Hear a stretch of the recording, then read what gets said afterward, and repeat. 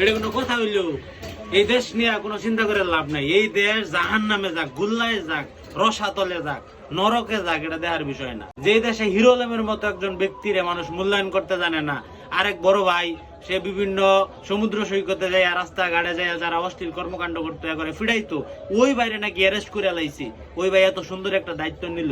যারা নিজ দায়িত্বে এই বিভিন্ন মাজার পূজারি বা বিভিন্ন দরগার কব্বর টব্বর এগুলা ভাঙ্গা শুরু করছে, মাজার ভাঙ্গা শুরু করছে, তাগর বিরুদ্ধে আবার মুফতি আহমদুল্লাহ এইটা কোন ফতোয়া জারি করতেছে যেগুলা নাকি ভাঙ্গা ঠিক না। এগুলা কি? এগুলা কোনো কর্মকাণ্ড হইলেও? এই দেশ জাহান্নামে যাক, এই দেশের মানুষ নরকে যাক, এই দেশের মানুষ রাজনীতি অর্থনীতি সব রসাতলে যাক, এগুলা দেখার বিষয় না। মোট কথা হইতেছে, আমাদের হামজা চৌধুরী আসুক বা আমাদের জামাল ভুইয়া আসুক, ওইটাও আমাদের দেখার বিষয় না। আমরা বার্সেলোনা চেলসির জার্সি গাইতে ঘুরমু, ঠিক আছে? বাফুফে জাহান্নামে যাক, এগুলো আমাদের দেখার বিষয় না। এই দেশ নিয়ে চিন্তাই করার কোনো দরকার নেই। বাদ দেন, জাগ্গা বাদ দেন।